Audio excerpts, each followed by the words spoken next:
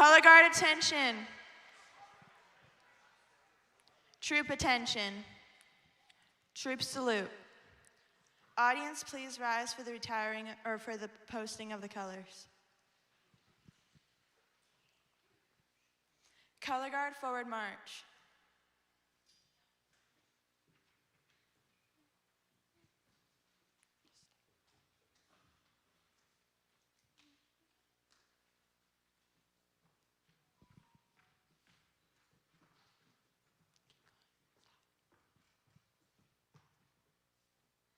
Color guard halt. Color guard advance the colors.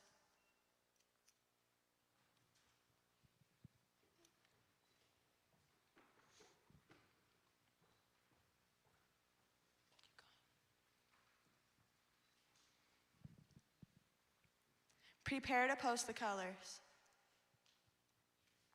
Post the colors. Color guard salute. Please recite the Pledge of Allegiance. Pledge allegiance to the flag of the United States of America and to the republic for which it stands, one nation, under God, indivisible, with liberty and justice for all. Now for the national anthem.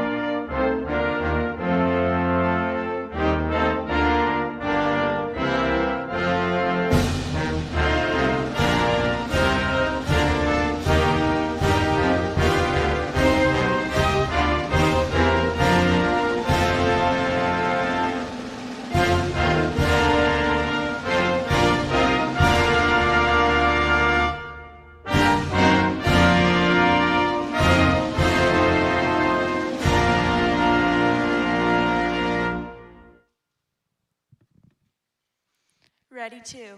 Please join in prayer.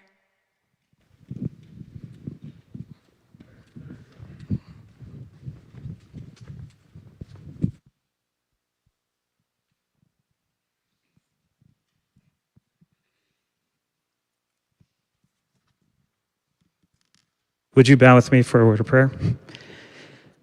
Father, we are here tonight to look at the future, to see what it has in store for us. We see here on the stage part of the future of STAR. We thank you for these children and for what they represent, not only for STAR, but for our nation and for us as a community. Father, tonight I pray that you would be with Mayor as he shares with us some of the vision for what STAR has going forward, some of the things that we've had in the past and what we're looking at going forward. So I just pray you'll be with him, give him boldness and confidence as he speaks. Be with us as we listen, that we will hear what he's having to say and that our ears will be attentive to what he has to say as well. So be with our time tonight, and we ask your blessing on this meeting, and we pray this in Jesus' name. Amen. Color guard reform.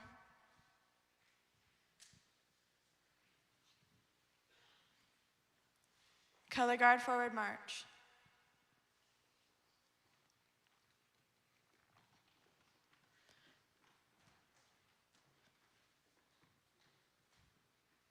Color guard halt. Keep going.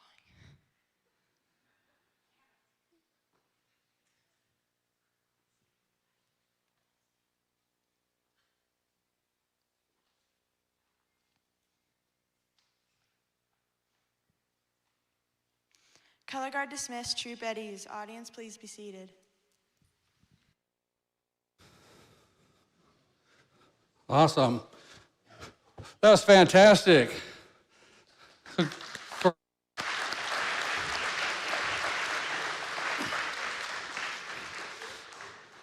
These young ladies are what makes our community great, right? They're the American Heritage Girls. They're our future leaders. They believe in our country. They believe in fellowship and worship and whatnot, so that's fantastic. So thank you, ladies, for doing that. And I'm gonna do a shameless plug real quick.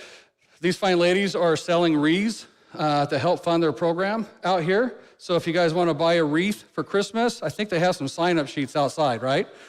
So there you go. That's the first advertisement for tonight. Okay, just a couple thank yous here real quick before we get going. First of all, I think my wife is here. I think she stayed right here. You can stand up, Amber, real quick. This is my wife. I'd like to thank her for putting up with everything we're doing and dealing with. Last night, believe it or not, I was at City Hall till 12:30 working on this still, and then got there at 6 this morning to work on this, so she doesn't see me much at times. My kids are online. They're all over the country, so they're watching us online. And then I got Maddie. Maddie, stand up real quick. So he's a foreign exchange student from Germany. Some of his interests, believe it or not, are politics. So he got matched with the right family, right, for politics. So it's been awesome. So he got invited to come here as well. I also like to thank you guys as citizens out here. We have one of the greatest communities in the state of Idaho, and I think in the Northwest region, and it's because of you guys, right?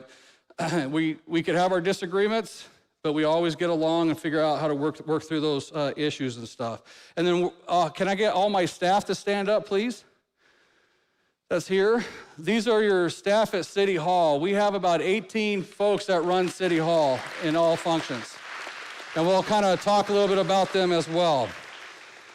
And again, I'd like to thank the Life Springs Church here for inviting us and letting us use this fantastic venue.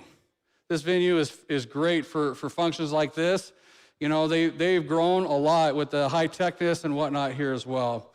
And we have many special guests here as well. We have Sheriff Matt Clifford. He's back here. I'm a huge supporter of Sheriff Clifford. When we went through the appointment process, I appointed him, and man, I fought like the dickens to make sure that he was appointed to that position, and we appreciate everything he's done for the sheriff's office. I also like to thank Mary Mays here. Where are you at, Miss Mary? Where are you at? Over here? You can stand up too, Miss Mary. Mary Mays, our ACHD commissioner for STAR. She will talk about ACHD a little bit, and I think Rod Beck, is that you? Rod Beck, our Ada County Commissioner, is back here in the back as well. And then all the fine people in red and blue back here, right? We got our firefighters that are here and our police officers that are here. Those are the folks that make it happen. And then finally in my city council, or your city council, really. If you guys want to stand up, I think everybody's here, right? Yep. And if you notice, the only one that looks decent is Miss Jennifer, because she's the only one with hair. Everybody else is bald, right? So, everybody, all of us are citizens of the great city of Star, and we do everything we can to make sure our city is successful in the future. How much time do you guys have? Hours? Because I'm a talker. My staff knows that. I put a lot of slides together. I like to get into the weeds a little bit more than I think others do when we're talking about what's going on here in this city. We'll cover all sorts of different topics here, but I wanted to start, I started advance here a little bit. I'm gonna start out with our city clerk's office. We have a fantastic city clerk treasurer, Mr. Jacob. Where are you at, sir? He's back there in the back. And then his staff. We have Miss Barbara Conley, Meredith Hudson, and then my public information officer, Miss Dana. Miss Dana's back here. She does everything. In fact, she didn't like the tie that I had, so she Amazoned me this tie. Got it yesterday, so I had to wear this one. All right, a little brief history of Star. How many of you guys have been here since 2020? I mean, that got here 2020 or sooner, I guess. Not since, but sooner, 2020 or sooner, right? A lot of folks have moved here here in the last 3 years. I just give you a little history of Star if you didn't know. Star was actually, this is the second time of us being a city. In 1905, we incorporated a city and went 4 miles in all directions. And STAR has always had this fighting attitude. Back in 1929, they battled with the state over the taxes to pay for Highway 44, and they decided to unincorporate at that time. So they basically told the state to go fly a kite, right? I think some of us still do that probably in this town, right?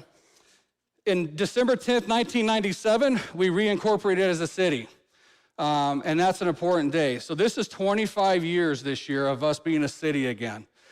There was 25 years back in the early 1900s that they lasted as a city. We'll last a lot longer than 25 this year.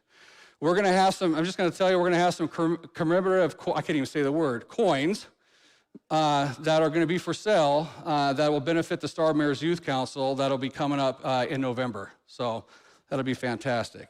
And that's just a little bit information of our first leadership in the new era with Mayor Joseph Watson, and at that time they had a 6-member city council.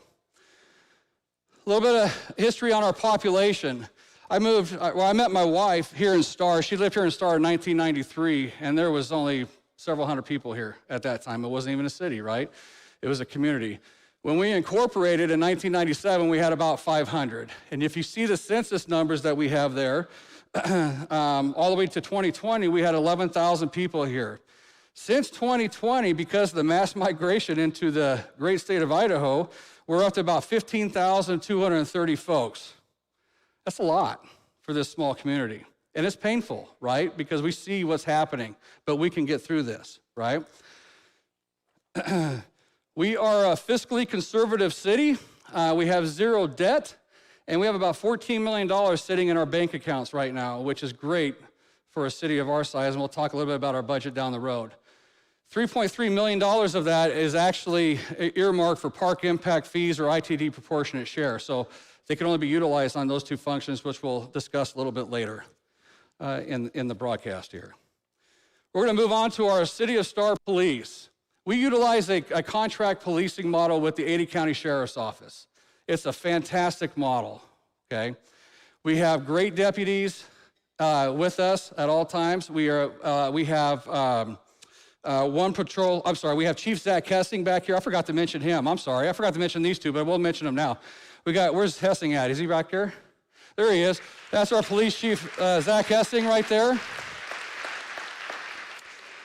And then we have 2 detectives on staff. One does person crimes and one does property crimes. We have 8 patrol deputies, 1 administrative assistant, and 1 school resource officer that we don't pay for, but they work hand in hand with our police out here. West Ada pays for that, but that school resource officer works out at Star Middle School and Star Elementary School here in the city. We are currently working to add 1 more patrol sergeant onto our shift out here, and so we're hoping to get some of that in place here in the next couple months. A couple statistics we have here about calls for service. If you look in 2018 timeframe, we had about 5,600 calls for service for an average of 943 per deputy, and at that time we had 6 deputies. You get up to this year, we're projected to have about 11,000 calls for service, an average of 1,300 per deputy per year. That's quite a bit, right? And the beauty of this contract policing model is we have shared services agreements with the City of Eagle, does the contracting as well. If we have issues, they bring some deputies over. If they have issues, our deputies will go over there. But let me just tell you we had an unfortunate event last Christmas. I'm not sure if you guys were aware, but we had 2 individuals that came into the city that don't belong to the city. 1 killed the other in our park. That's a nasty thing. Having this contract policing model helped the City of Star and help these deputies and the Sheriff's Office solve this in 48 hours. They had an arrest made within 48 hours. Because we were able to utilize every single one of their detectives, and they were able to assign duties to make certain that nothing was uncovered. If we were a standalone police force, we would have a struggle doing that, right? So this model is great, and Sheriff Clifford, and we have Captain Vogt, I think is here too, right? He's a captain with the Sheriff's Office. He was our former chief. He kind of helped drive the bus on getting us to where we were today. STAR right now is about 0.788 officers per 1,000. We have the fewest officers per 1,000 in our city at the current time. We're trying to get ourselves to 1.0 so we can make sure that we maintain the service that we require in our city. If you look at our comprehensive plan, we are looking for a proactive policing model versus a reactive policing model. That proactive policing model allows our officers to get ahead of any crime or criminal activity that may be taking place in our communities. They do a great job if there's an indication of a gang member or a drug thing going on, that they work hard to push those folks out so we don't have to deal with that here in our community. And I believe that's a fantastic, fantastic deal. In order to maintain that proactive policing model, we need to add some more officers in the future. We're also working for a 4-minute or less response time on code 3 calls. And so those code 3 calls are those calls where they have to go lights and sirens. And occasionally you do hear that in our community. And then we are looking for 18 crimes or less per 1,000. Chief Hessing, once a month at our city council meetings, actually provides a report of what has happened the prior month in the city of Star. And you can find these all online, okay? And that report is awesome. It tells us everything from what types of crimes we have, society crimes, response times, DUI issues, things like that. I would encourage you guys to review those reports, and he provides a report to the council so they can make appropriate decisions as time goes on. Star Police, we are a dual county city. How many of you knew that? Yeah, so we're in Ada County and a Canyon County city. We have lands that are annexed all the way to Kingsbury Road, which were annexed back in 2006. And so that makes it kind of a challenge when you have a contract policing model that we have. However, our sheriff's office has done a great job on overcoming that challenge by making sure that these deputies and the deputies that work out here are basically dual deputized. They can work in Ada County and Canyon County, okay? So whenever we have an arrest on the Ada County side, the person goes to jail over at the Ada County jail in Boise. If it's on the County side, they have to take them to Caldwell. So they got quite a range of places where they take those folks. We do have prosecution agreements in place with both Ada and Canyon County prosecutors, so we shouldn't have any issues there if it comes time for any prosecuting services. So we've done a good job. It's kind of unique. Not many cities in the state of Idaho are multi-county. I think there's 3 total right now, and we're one of them. Now, if Eagle gets their way, they may be 3-county city, right? Depending on if they annex Avamore or not. So hopefully they listen to what we are doing out here. So because of COVID and the growth that we've had from folks moving in, obviously we have a lot of political refugees. I mean, it's political refugees that are moving in. They want to live in a community that is like ours, that we believe, in freedom and your choice and just being you, right? And less government being in your business. And so that's why folks are moving here. So we have a fantastic opportunity that you guys all know where the Star Fire Station is over here across from Albertsons, that monstrosity of a building. We'll talk about that in a minute. Part of that is going to turn into our Star Police Station over there, which is great because they are busting at the seams and the upstairs closet basically that they're in at City Hall. We were able to utilize ARPA funds to help fund that police station remodel. So there's no cost to us directly as a property taxpayer. It's indirectly in the taxes that we're going to have to pay in the future, right, with that ARPA funds. And I think we're planning on Mr. Zach to be in there hopefully December-ish, maybe, in there. So that'll be great. So this is kind of an idea layout of that. Oh, that's not very good up there. If you guys look online, we'll have these posted and you can look at the slides and whatnot there. But they're moving right along on getting walls moved and walls replaced over there. Next up, we have our Star Fire District. Chief Tominski is back here. He's our fire district fire chief. And I think Victor, is he here? Victor is our deputy chief there. And then we have some of the firefighters that are on duty right now standing back here as well. I think they're gonna make sure I don't pass out up here, I hope, right, on this. Our Star Fire District has 21 firefighters and 2 emergency Vehicle technicians man those 2 fire stations. In fact, one of them, I think, is right here, is starting with them next week. Mr. Greg, you could raise your hand too, because you'll be with them next week, right? Station 51 is located across from Albertsons, and Station 52 is at Kingsbury. We are looking at, oops, didn't mean to do that, little ahead of myself. In 2023, I believe Greg is looking at building an additional fire station out off a floating feather across from the LDS church over there. There's that development over there was required to provide space for a fire station, and that'll help with response times and stuff over there. That fire station is going to be paid for 100% with impact fees, I believe, right, Greg? Which every single house in Star pays $809. That's brand new. A brand new built house, $809 impact fee, and every commercial building pays 38 cents a square foot. We also have 3 fire commissioners. I don't think they're here. Are they here? Jared Moyle, Tim Murray, and Steve Martin. You guys elect these fire commissioners to that district every 4 years. It's on a rotating basis, and I believe one of them will be coming up next year. So the Star Fire District, folks, just for information, was established in 1953, and they cover 55 square miles within Ada and Canyon County.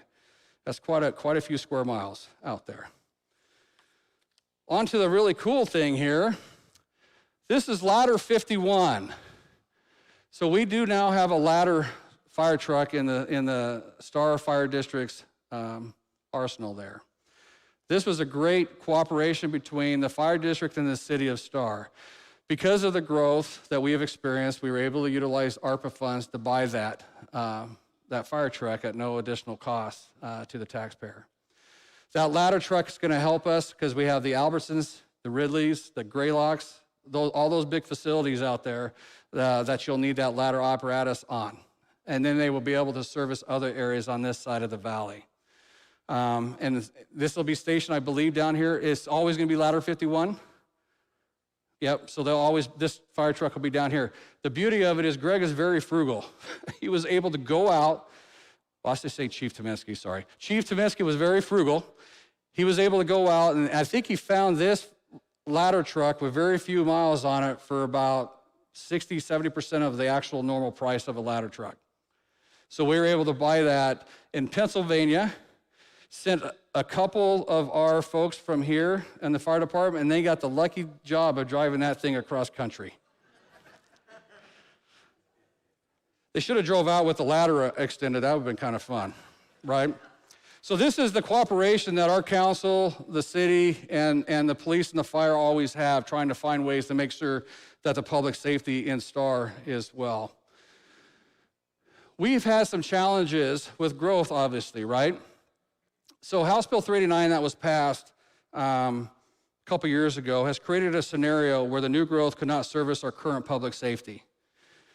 Usually we were able to take new construction growth, add it onto our tax rolls, and that would fund our police, and then fire, the same thing, would fund their fire personnel. So 100% of our property tax allocation that the city charges goes into our police force in Star, okay? So I went and met with the Building Contractors Association. I asked them to call a meeting, if they would, of all their folks. And we sat down and had a great conversation about the challenges we're having with that House bill that was passed. The intent is good, but the ramifications are bad when it comes to public safety, right? The Building Contractors Association, I told them what our needs were, came up with a plan to come up with a mitigation fee that every new house is going to pay to help pay for police and fire protection services of personnel in the future. So you'll see up there, the agreed upon mitigation fees are for every new house that's built, $1,120 will go to a police mitigation fee, and $1,200 will go to a fire mitigation fee. This passed our city council unanimously with Star Resolution number 0062022, and the funds are only to be used on personnel only, and that's it. It can't be used on anything else. So this is our way of making certain that we have the proper police services and the proper fire protection that we need in our community out here. And it's the first of its kind, and honestly, it kind of created waves throughout the state because we as a city always look at ways to try to make things better and try to come up with ideas and solutions out there to make certain that we're doing the things that we need to out here. Okay, this is actually going quicker than I thought, I think. That's pretty good. Star Sewer and Water District. Water has been a hot topic this year, right? Back in, was it first part of May? It was Armageddon on water. And then all of a sudden we had 2 weekends of storms that about floated us to the ocean, right? And that helped a lot of our water situation when we're talking about surface water. So when we're talking about groundwater, Star Sewer and Water is a very high-tech water and sewer system. They've only increased rates once in the last 15 years. And with the current system, they have roughly 11,000 available connections, total connections. We're only using 6,000 plus of those connections. So our sewer and water capacity is not anywhere close to being full. So if anybody says that, it's simply not true. There's about 5,000 available connections in our sewer plant capacity. The sewage treatment plant is currently going through a $30 million upgrade that's supposed to be done. It's a 2-year process. It's supposed to be done this December. That upgrade allows them to meet some additional EPA requirements as far as discharge and stuff goes. They have built a new lift station down on Joplin Road. You guys know Joplin Road is on the south side, on the south of the river. That lift station that they built out there is going to service all the development and stuff that's out there and pump that sewer or that sewage back to the station here, right down Star Road. And then they have also, this month, are starting what's called the West Canyon Lift Station, which is near Kingsbury off of 44. And that station is going to service all areas in Kenny County to Kingsbury Road, okay? So there's no challenges with our sewer system. Our sewer system is top-notch. We have one of the higher tech systems out there. We've taken a tour out there. It's kind of an interesting process to see how it all goes. And believe it or not, a lot of the solids, they go into a dumpster and end up in the landfill. And then the water gets clean through some UV process and some bugs. I don't know what these bugs are, but there's bugs that go in the water and cleans it out. I think Dana did a great write-up on that in one of the paper that went out here in the city. We also have a 1 million gallon water storage tank that was completed in the last few years north of Roselands and Clina Vista. You really can't see that, but it provides extra water up there capacity for us. Sewer and Water does want to build another 750,000 gallon water tank on some of the property the city will own up in the foothills as well in the future. It just adds additional security for us here as a city. And they're currently doing a new city well up there. You may have seen the drill up there by Chinden and Star Road. But they're drilling for a new well up there, and they're testing the water and the quality and stuff there as we speak. I can't remember how many feet. Was it like 400 or 500 feet or something that they went down for that water? Okay, so the growing concerns that we have regarding groundwater and water supply. Per the Idaho Department of Water Resources, STAR is very well positioned in our water resource, the way that our aquifer is established. There's about 1,098,000 acre-feet of water that inflows into our aquifer annually, with only 1,056,000 acre-feet of water used by all sources that are tapped into it. So there's a net gain every year of 42,000 acre-feet. That's a lot of water, right? So we don't have challenges. Star Sewer and Water, IDWR, everybody is regulating and monitoring that groundwater supply. I do have this slide right here as well. This kind of allows you to see the groundwater budget off of this aquifer. You can kind of see where the water is coming from, that's seeping into the aquifer, and how it is being taken out of the aquifer to give us that net gain on there. Was that like an emergency alert? Is that something we got to worry about? Okay. See, I'm half deaf, so if I can hear that, we're in trouble. Okay. All right. So our groundwater is good. We don't have any challenges right now with our groundwater. In fact, as if some of you have ever dug a few feet in the ground, you may find standing water, right? There's a lot of water here down in Star. Transportation, this is the big ugly horse that we've been dealing with in our community. I'm not sure if you guys are aware about the traffic that comes through Star. I'm glad Mary May made it this year, right? Because I think last year she couldn't make it because she was stuck in that traffic last year. But 60% of the traffic that comes down Highway 44 generates out of Canyon County on the other side of Canada Road. We have about 9,000 vehicle trips a day that come from that side, so we can't control that. We just have to absorb it somehow in some of the improvements that we do here in Star. So we have 3 different highway districts that serve STAR. We have the Idaho Transportation Department, which is responsible for Highway 44, Highway 16, and Highway 2026. So we basically have 3 state highways that run through or abut the city of STAR. Then we have Ada County Highway District that's responsible for all the roads within the city of STAR. It's kind of a unique situation in Ada County. None of the cities are responsible for any of the roads in Ada County. When you go to Canyon County, that's different. The cities are responsible for their own roads. Ada County was established in the 70s by the state legislature, which is what I believe is a unique organization that's not similar. There's nothing similar in the United States, okay?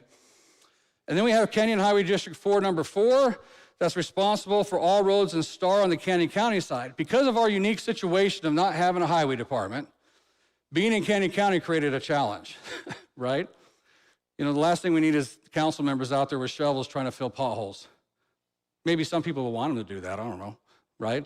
But we got an agreement in place, the Canyon Highway District 4, that they will maintain all the roads inside the city limits of STAR with the same, following the same rules and guidelines that we do with ACHD, so they're all the same. They're not just different, right? Which is good. On the Idaho transportation side, in April of 2020, the city of STAR and ITD entered into an agreement for a proportionate pair payment system from the development. Again, this was a unique thing. No one else in the state was doing this. We had many unfunded highways in the city of STAR, all 3 of them, and we had to come up with a way to help alleviate some of this challenge and this problem that we've had.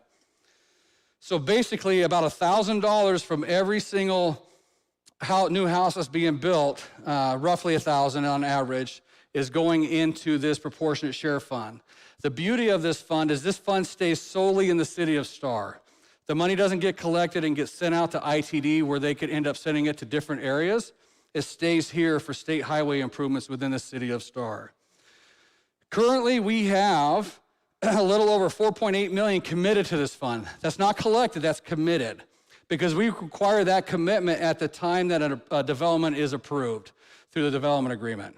That says that every single house is gonna get charged a certain amount for that ITD proportionate share.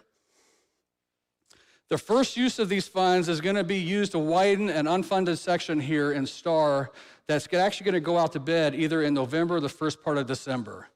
We're gonna widen to 5 lanes a section from Star Road to Canada Road, the 5 lanes in front of Albertsons, okay? I know people are gonna say, well, what about the middle section from Star Road to Highway 16?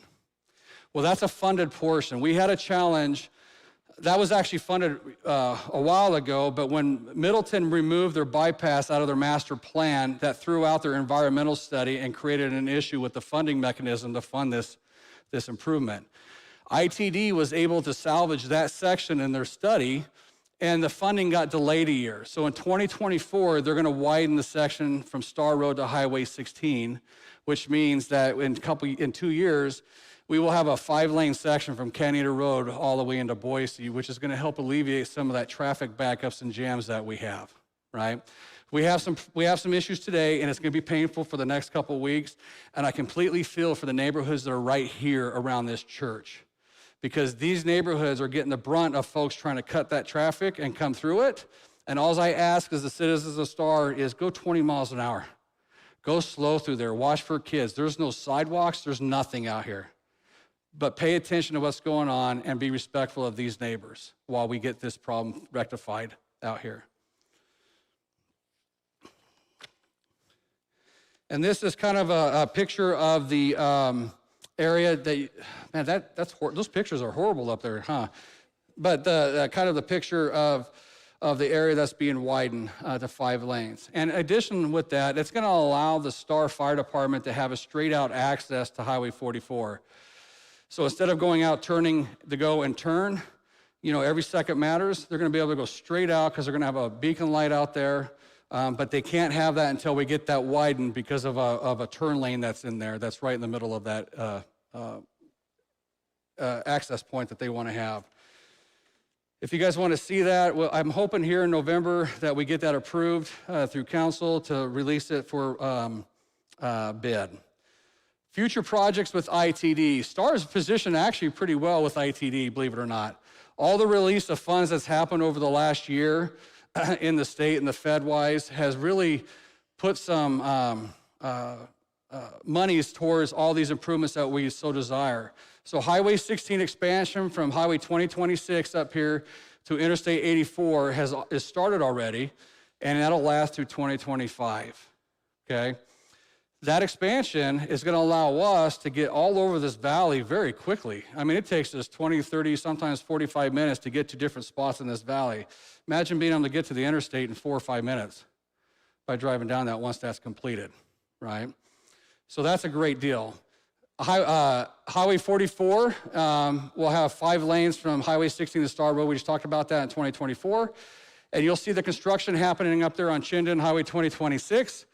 That construction is going to last from 2022 to 2024. The reason it's going to take 2 years is there's a canal, the Phyllis Canal that's out there that they have to put a new bridge on to widen that road.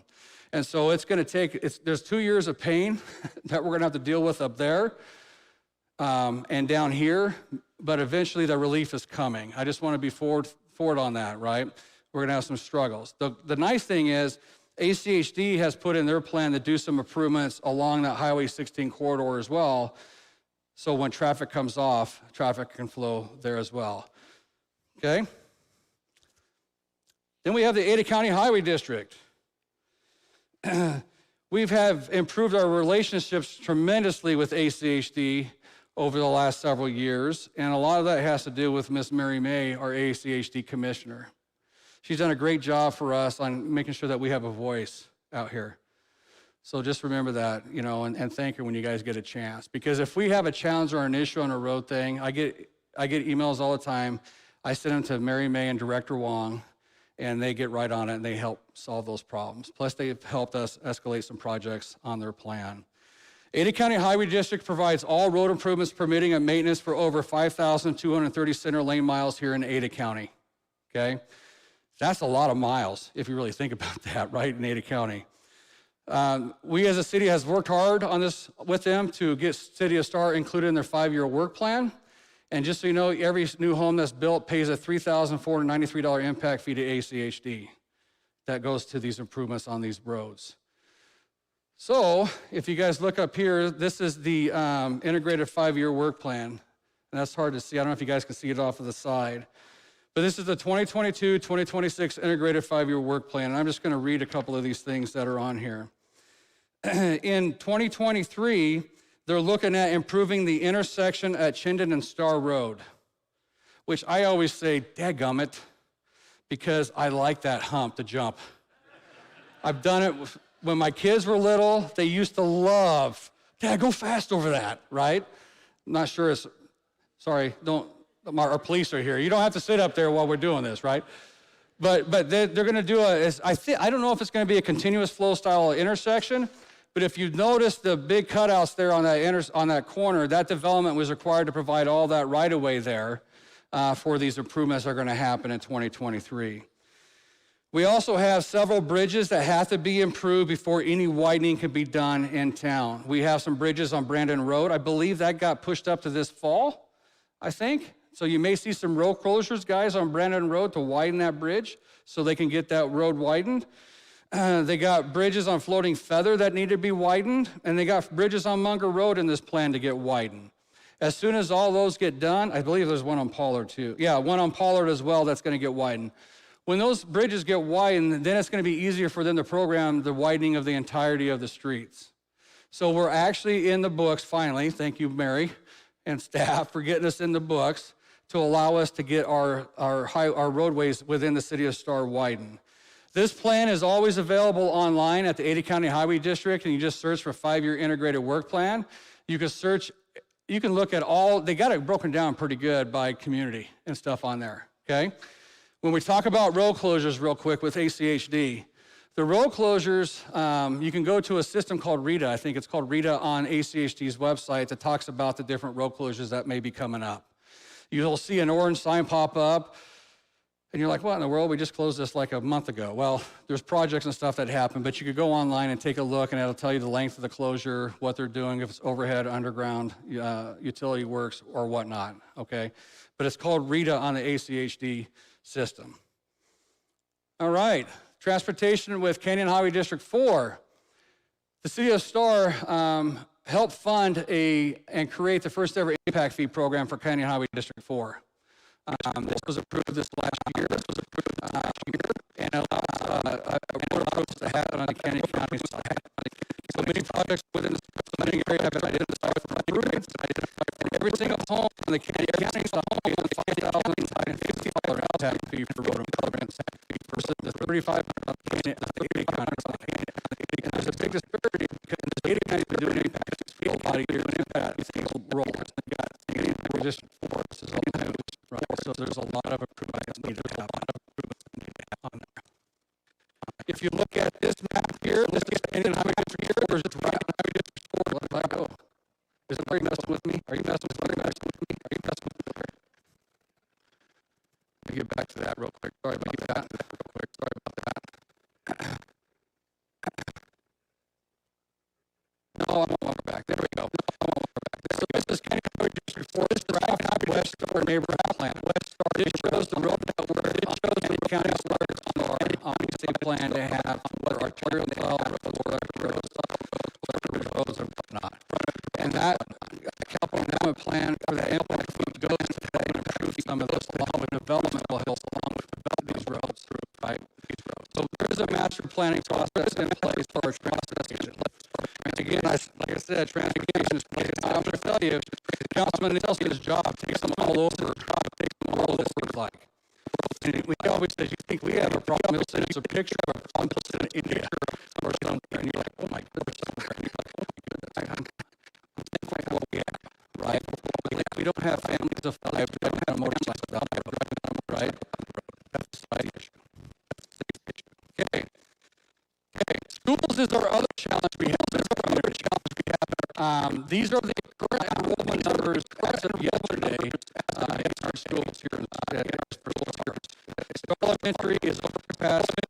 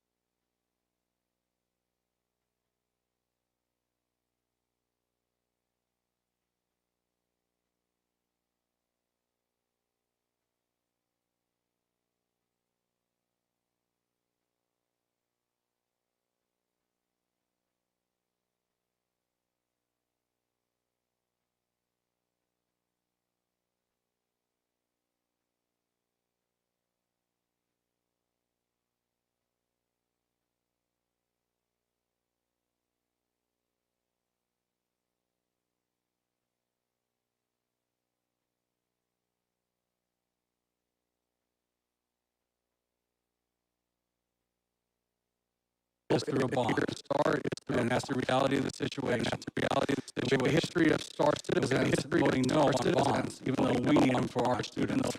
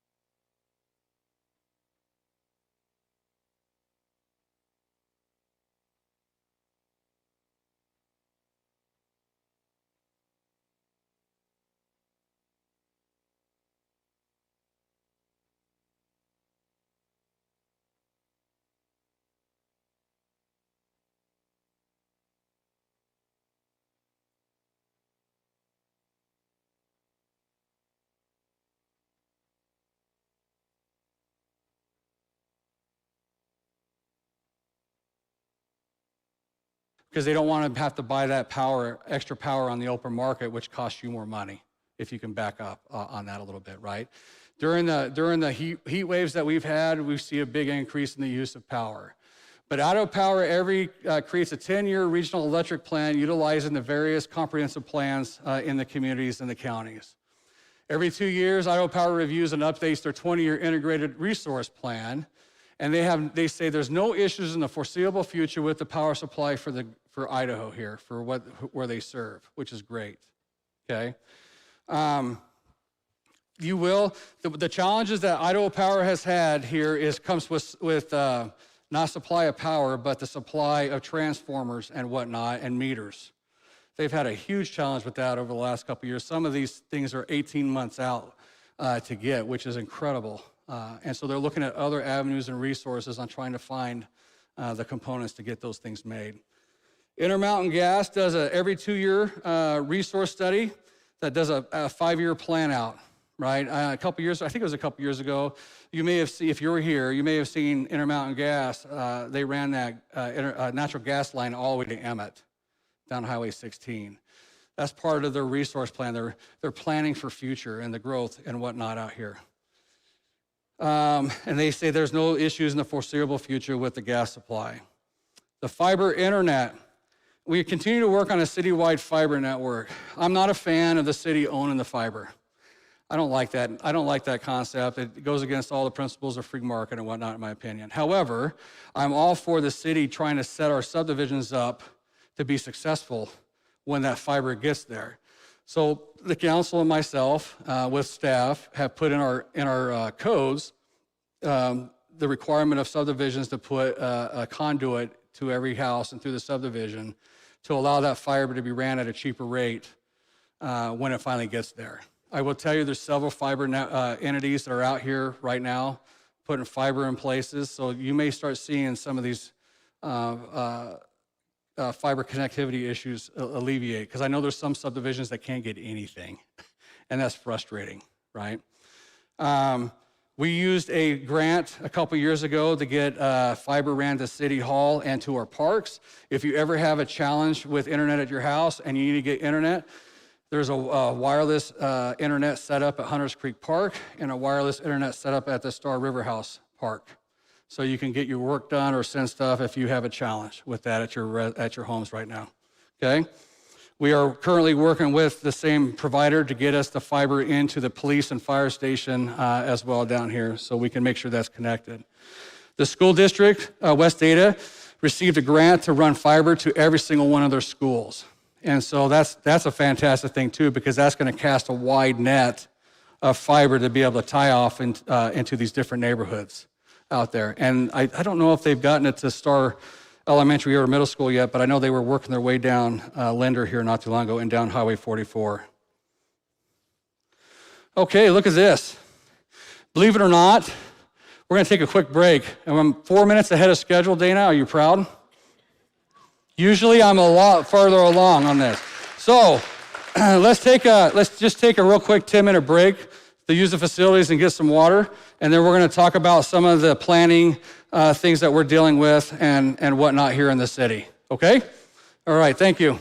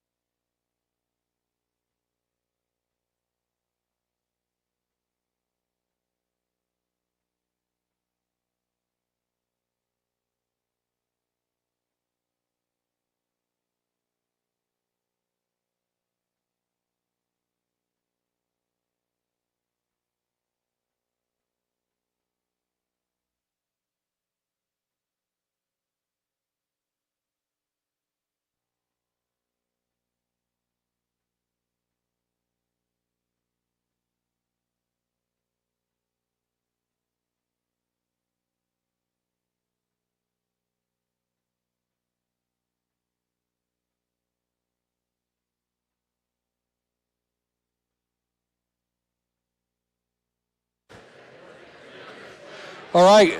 Oh, can you hear me? All right, let's everybody, if we can, take our seats so we can continue. I got to stay on schedule.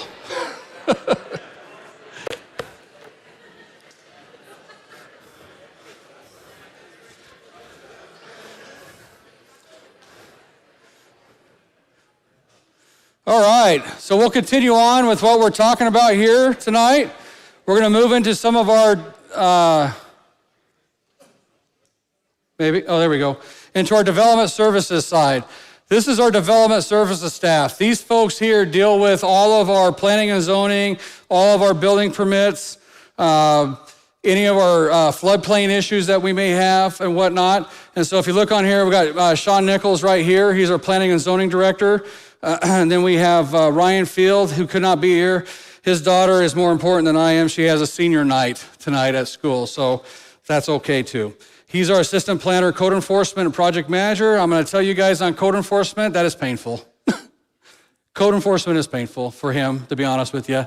You know, we deal with a lot of weeds and issues like that, and he's doing his best. So I just want to, if you don't always hear right away back from him, he is still trying to get some of that stuff done on top of everything else we have. Our city engineer and floodplain administrator is Ryan Morgan. Again, his daughter had a function tonight too. So I think I'm going to be hiring in those two positions tomorrow. No, I'm kidding. The beauty with we used to contract out our city engineer functions with Keller Associates. Mr. Hank Day, who runs our Star Sewer and Water Department, and myself, because the Star Sewer and Water is a separate taxing district, we joined together and actually hired him on full-time for both sides. So we split the cost for an engineer for both entities, which is fantastic with that. Then we have Miss Barbara Norgrove. She does all of the back-end stuff for Sean and Ryan. That lady is busy. We have Mr. Eddie Gomez. Are you here, Eddie? Did he run away already? He may have already ran away. I don't blame him. He's in early. And Miss Cindy Tinker and Danny Stark are our building permit technicians. And then we have Don Whitman, who's our building official, who's on contract. And real quick, guys, I failed to mention one of your state representatives, Bruce Skog, is here. If you would stand up, sir, real quick. He's our District 10 representative. He represents anybody in the city of Star west of Highway 16.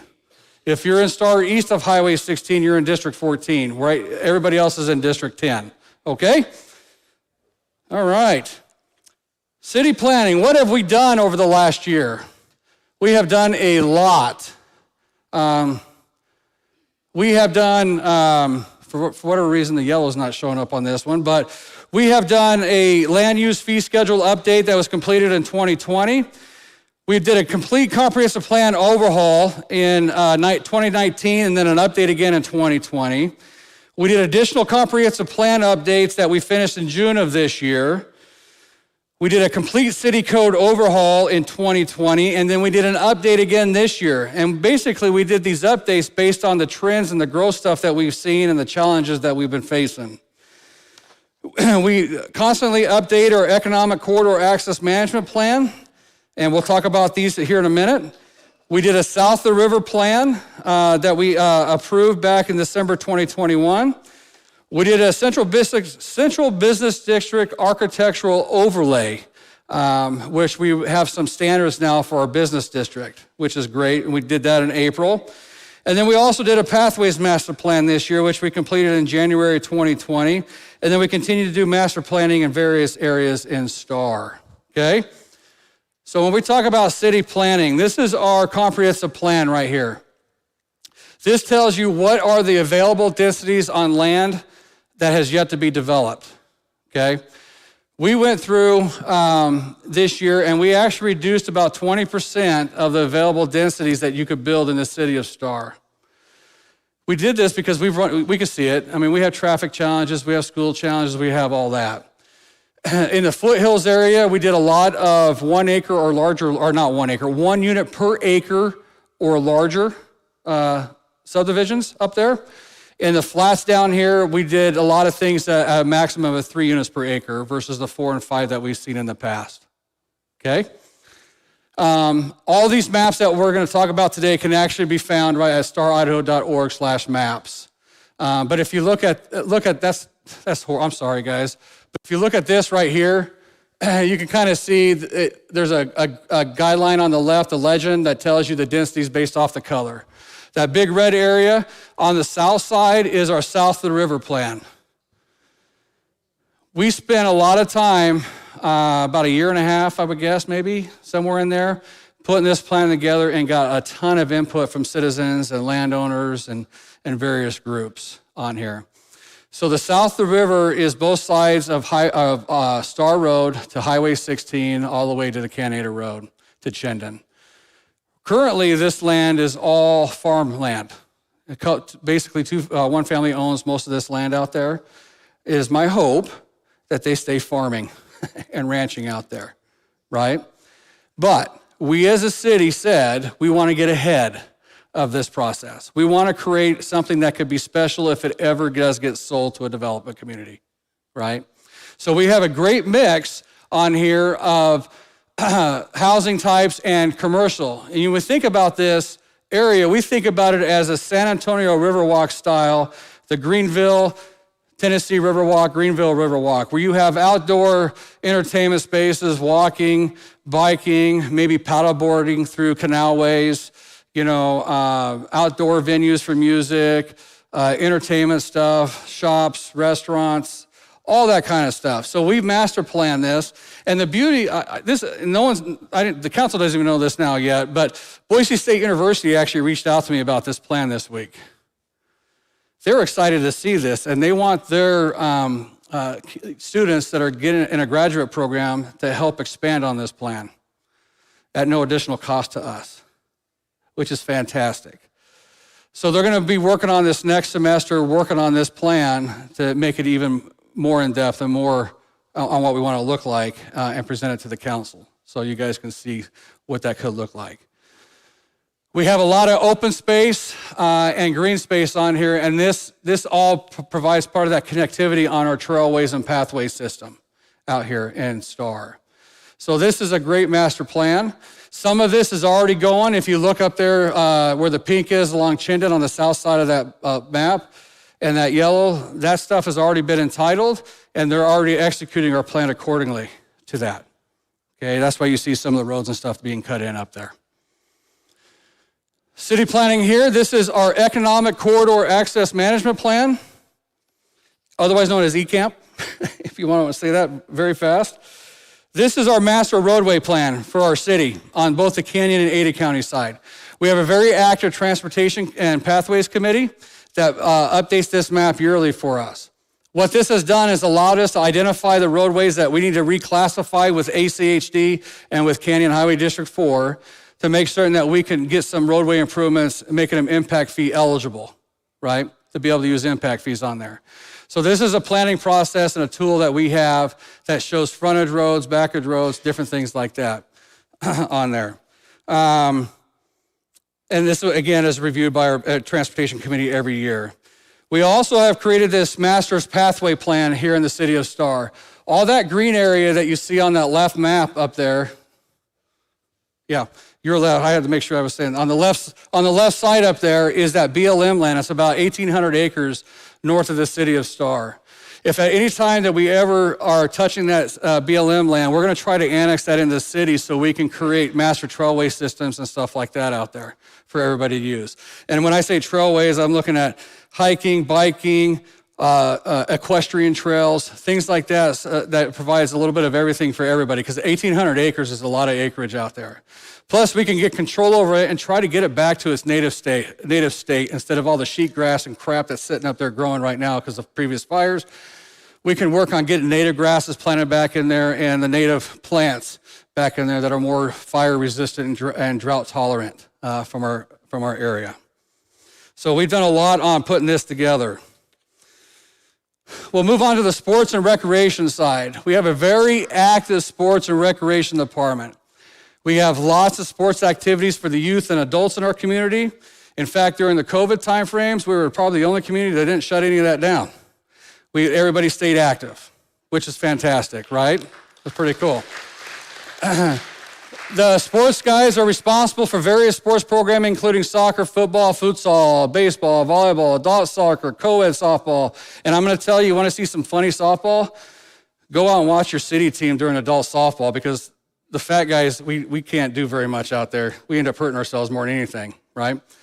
And we have pickleball, cornhole. On the recreation side, we have responsible for various recreation programming, including art classes, kids' summer camps, fit and fall classes, health and exercise classes, fly fishing, bird watching, master gardener, all those kind of things we're doing out there. And we had a very, very active program of camps this summer. I don't know if you guys saw pictures and all the stuff that was going on, but the kids of our community, they were excited. They had so much to do this summer in our small town, which is great. So we have a great sports and recreation staff. Believe it or not, we truly only have 3 full-time people doing all this out there. I think, is Annie out here somewhere? Miss Annie, you can stand up, Miss Annie. How about Ron? Is Ron here, or Kim? Ron or Kim here? I know there's stand up, Kim. You can't sit down. Stand up, Kim. So these folks right here, they put all this programming together. They get all the instructors in place. They get everything together to make sure that our community has things that they can do to stay active. And it's awesome. So we thank them for that. And we also, so these are some of the classes, just some pictures of the different activities that we had going on. In fact, Chief Hessing, I think Deputy Henderson and myself, oh no, Hessing backed out of that deal. Henderson took it for Chief Hessing, the dunk take this summer for the kids to dunk us this summer, right? Apparently that's his boss, right? But we have a lot of volunteers, instructors, coaches, referees, kids, a lot of people that take part in helping these 3 people take care of these activities during the summer. Okay. We have a parks and building maintenance staff. They're responsible for maintaining the 5 city buildings and 39 acres of parks. Currently, folks, we only have 5 people taking care of all this, which is crazy considering everything that they do, okay? We have Bob Little, Lonnie, I think. Is Bob here? I didn't see Bob, but I think I saw Lonnie in here somewhere. Mr. Lonnie back there. We have Antonio. We have Matt, I think, was out here somewhere. He's back there with Lonnie. Peas in a pod. They're sitting together. And then we have Maria, who is our custodial engineer, takes care of all the maintenance and facilities on the inside. And then we're going to open another parks position in January of this year. Okay, we budgeted for that because we need that because as we bring more parks online. These are the City of Star parks currently that we have. We have the Hunter Creek Sports Complex. Everybody's probably been there. 4th of July is probably one of the funnest times of the year out there, right? All the good fireworks and good stuff there. We have West Point Park across the street. At the Hunters Creek Sports Complex, real quick, we have a lot of activities going on. We have the Tom Earlback Skate Park. You know, Tom back there is the one that helped design that and get that moving. Boy, that thing is packed with kids all the time. It's awesome. And it was strategically placed in that location so it can be watched, right? We have West Point Park across the street. We have Blake Park down there across from the elementary school. Currently, Blake Park, you guys, there's a lot of questions that come up that why is it closed? The playground area at Blake Park? Well, we're replacing all that bark with that rubberized solid material, the rubberized stuff on the bottom. It's less maintenance and it's more safe for those kids. And so that's going to be done in a couple weeks. We have the Riverwalk Park for the beautiful Riverwalk down there. And what I call the River House Park, which is all the grassland around the River House, right? That park as well. And then we have the newly completed Wagon Tails Dog Park out there in the Pavilion Park area. If you look at it from the air, we'll look at that here in a minute. That park is looks like a dog's paw from the air. Kind of unique, kind of cool. Future parks. The park around Heron River where the 2 ponds are, we're going to call that Freedom Park out there, okay? That's going to have walking paths, docks, picnic shelters, frisbee golf, fishing, paddleboarding. And then at the Pavilion Park, one of the most asked about things in our community is a splash pad for kids. We are in the process of design of this splash pad for kids so we can get everybody wet this next summer, hopefully, okay? We're going to also have pickleball, which is Councilman Hershey's favorite activity, and basketball court over there in that area, and I'm going to show you that a little bit. We also have a community recreation center that we have designed that could go in that area as well, but that is going to take either a major donation to help pay for it or a bond to pay for that, or we save up for it. I mean, we'll have to figure that out as a community. With that recreation center, we're going to have to do all of our pro formas and stuff for it to figure out the viability and to make sure that everything pencils out, right? So we're not putting ourselves in debt as a city at any time. We also have Quail Ridge Park is what we're going to call it up there in the foothills. It's on the north end of Wing Road, north of Trident Ridge subdivision. That's about 50 acres plus area that we're going to have trails and stuff. It's all hillside. It's got a trail. We'll put some seating areas, some covered areas and stuff like that up there. And then we're going to have the Roselands Park. So that area that's right in front of the Roselands subdivision, there's 7 acres, that big square there. That is actually slated to be a West Ada School District school. We went, this year, I went to West Ada and I asked them, can we get a 50-year lease for $1 a year on that to create a park on that? Because they're not planning on building a school in that anytime soon, right? So instead of having it weeds, my hope is that we develop this park and we're gonna work on trying to get the first right of refusal to be able to purchase that as a city in the future so it doesn't turn into additional housing and whatnot when it provides an amenity up in that area of our city for their citizens. The amenities and stuff are still to be determined. I have met with several citizens up there that were concerned. Granted, there's concerns from areas where people move from on what parks do. Idaho different. We're a completely different environment and entity. Give us a chance. Let us work it out. I promise you it's going to look great and it's going to work out well for everybody. And we're also always working on future park land acquisitions. And we have been working with landowners on land trusts to be donated to the city for the future. So when a landowner says, I will, like in a development process, if a landowner says, I'm never going to develop my land, I need you to protect me. Well, you need to put your land in a land trust if you're never going to develop it so we can keep it open so it doesn't get sold for development, right? I mean, that's the way to put skin in the game if you're going to impact somebody else's rights next door. City parks. So this is the Freedom Park area. You can't really see it here, but when you guys go online, you could take a look at what we're doing. Around that part, the western pond out there, there's going to be a 10-foot path, concrete path that goes all the way around. We have, if you see that picture right there, do you see that dock that we just recently had installed? We call that Dockzilla. It's a huge dock. It's going to have a covered structure on it. It's going to allow people to paddleboard, swim, fish, do all that kind of stuff out there or use it for entertainment purposes. That bottom picture is kind of looking towards the to the east to see the 2 ponds and the areas that we're going to be improving out there with this master plan. We just got the drawings done here a few weeks ago. We worked with the landowners so right in between, I don't know if this will work here, but oh yeah, you gave me a red pen. I got all sorts of gadgets now. That doesn't work either. But right in between the houses, there's a green space. I worked with the landowners there to make certain that we landscape that so it doesn't impact them and their views and whatnot. And I asked them, what kind of trees do you want in those areas? And that's what we're going to plant. Okay. So it was a good collaborative effort amongst all of us for that park. And that should be done here hopefully this next spring. Here's the Wagon Tails Dog Park. You guys see that? The cool rock that we got on there. You kind of see the visual of the air.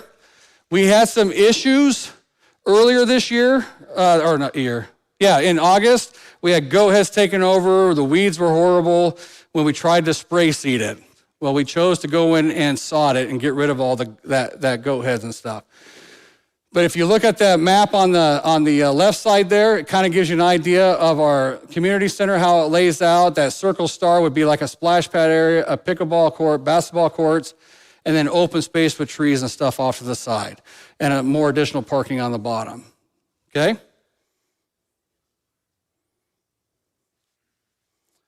Oops, did it skip one? This right here is kind of a conceptual bubble layout of this community rec center that has included 2 indoor basketball facilities, a running track upstairs, a swimming area, classrooms, fitness classes, racquetball courts, all that kind of stuff. So we have been working on this for a while on there. So this is something that'll come out at a future date, and we'll work with the community on working on that. Here are some of our other parks. Here's Hunters Creek Park from aerial. Mr. Bruce Bolin That's great English there, right? Bruce flew his drone up there and got me some aerial photos of these parks. So you can kind of see the Hunters Creek Park, our future Quail Ridge Park, the Star Riverwalk Park and Riverhouse Park, and that future Roselands Park area right there. And then over at Hunters Creek Park, you guys saw some work taking place earlier this year along the big sidewalk where we have a concrete wall and a bunch of compact material down. That's actually going to be that playground right there is being installed at that location as well. This has also been a very big request from many of the youth and the parents in our city. And this, believe it or not, guys, this was ordered in January, and we're still waiting for it to get here. This is the supply chain challenges that we're all facing. As soon as it comes in, they'll put it in, and this will also have that rubberized material all on the bottom. And this is all-inclusive park. Okay, this allows anybody with ADA challenges to be able to utilize this park out here. Okay, so I think it's going to be a great addition for our kids. And who knows, maybe some of us adults. All right, let's get into some of the property tax stuff. Let me get to my page here. Star's property tax burden currently relies heavily on residential. And we kind of are going backwards, believe it or not, because we've had such a crazy valuation increase on residential. We're currently at 94.72% of the property taxes paid by residential and 5.28% of the taxes paid by our commercial units. A healthy tax ratio for a city should be about 70% burden on the residents and 30% on the commercial. When we go to this slide here, you're gonna have to look out. Oh no, you can see that one all right. Guys, this is an unbelievable number to me. Our total assessed value just on the Ada County side of Star, this is Ada County only, not Canyon County. On the Ada County side is $3.4 billion worth of value in our city. That's crazy amount of money, right? The total taxable value minus all of your exemptions is $2.9 billion. Currently, we have about 4,200 acres in the city on the Ada County side with 7,600 parcels. We only levy $1.7 million towards property taxes as a city. We're one of 12 taxing districts on your property taxes. And so if you look at your cost per 100,000, it's about $58 per 100,000 is what we levy towards property taxes in Star in this current year. I provided 4 years of information so you can look at that. Then if you look at the upper left-hand side, this is the Ada County property valuation trends. Star used to be the lowest valued properties here in the Ada County. We're second now behind the city of Eagle in values, right? Our values have gone up tremendously out here. If you look in 2019, Star's, before the craziness happened, Star's values were about $330,000 on average for housing. When you come to 2022, we're at $624,000. Okay, that's an 88.69% increase in values over that time period. That's incredible amount of valuation. The challenge with the valuation models that we have as a state of Idaho is when our values are going up 50, 60% high every year, other areas of Ada County are only going up 30, 40% every year. You have about a 20% delta shift in property taxes from those countywide taxes to the citizens of Star. When you look at 12 taxing districts, only 4 of those you can basically compare apples to apples here in Star. The other 7 of those others are all Ada County wide, and 1 of those are 2 counties, Ada and Canyon County. So we are going to see a shift with the valuations, a shift on property tax burden on those countywide taxes to the residents of Star without receiving any more services. To me, that's a problem, and that's what I've been fighting with the legislature, and Bruce can acknowledge it. I talked about it here last week to a group of 22 legislators, the challenges we're having with values out here. Those of us that have been here in Star, I've been here since 1993. This is where I met my wife. Our very first house was $99,000 when we built it. Incredible. You couldn't even get a bedroom for that probably now, right? On that. So we have a valuation challenge. We also have a comparison table here on the right-hand side about the various values of residential compared to commercial compared to agriculture / other. So you can get that information to kind of see where the value breakdowns are up here, okay? When you look at property taxes as a whole, the city of Star levies only $1.7 million towards property taxes to all properties in Star. This chart right here shows you a breakdown of property taxes per person, a little different way of looking at it. The city of Star, we only levy $105.19 per person. That's the lowest in this entire valley, if you look at the cities. We're a very fiscally conservative city. We don't spend money if we don't need to spend it, right? We don't charge a lot to property taxes. This number also shows you on the right-hand side a $663,000 foregone number. That is the amount of taxes that we never took as a city over a period of years amongst all the different councils that we've had and the different mayors. So that tells you that we've left 30% of the available property tax that could have been charged on the table that has never been charged to any one of us as a citizen or as a business. Today we're paying for that because House Bill 389 prevents us from collecting that and prevents us from putting new construction in place. And that's the challenges we're facing and why we put that mitigation fee in place to help pay for our police and fire. And good people like Bruce Skog have ways of trying to fix some of that. And I think he's on board with that, okay? So that kind of gives you a breakdown. I got in trouble a couple years ago because I called Boise Yahoos at the 4th of July celebration. But if you look at Boise, $689 per person. They levy about $167 million towards property taxes. Isn't that incredible? The difference between two cities. Okay? All right. Commercial. So when I ran for office years ago, I've been years ago. That was only 3 years ago. It seems like it's been forever, right? But when I ran for office, my big push was trying to get commercial businesses in the Star to help alleviate some of the property tax challenges we have. We have a lot of new businesses you've seen pop up. We have the Ridleys, the Albertsons, the Les Schwabs of the world that are there. You can see the 2 Ridleys commercial facilities out front that has, right now, I think we have Proof Craft Pizza and Cocktails in there and Papa Murphy's and fizz drinks and desserts and then a tap house pub and eatery that's supposed to go in there, right? People have been asking for years for new eateries and different places to go. We're starting to get that. We have the Stonecrest commercial area that has Christian Brothers Automotive coming in. That's supposed to start this winter. Then right next door on the south side of Star Elementary School, that field that's on the south side, it's got the big nasty trees and the weeds. That's going to be a Star Early Learning Center that's being built there. Not City of Star, it's a private entity that's building that. We have a Jersey Mike's opening up hopefully in the spring of 2023, a Mod Pizza. Wright Brothers corporate headquarters are moving here. We have a Junction Crossing commercial area. We have British Motors. British Motors does not sell British cars.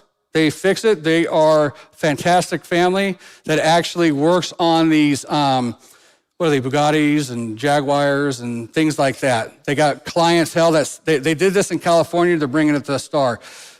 I'm just excited to see, maybe we'll see some really cool cars here, right? Driving down the road. They'll be stuck in traffic, so you'll be able to get some pictures.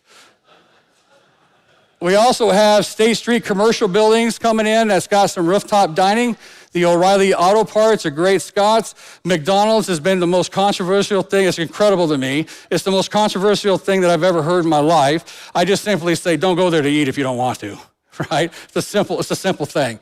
But I'm going to tell you, this body did not get like this by not visiting McDonald's once or twice.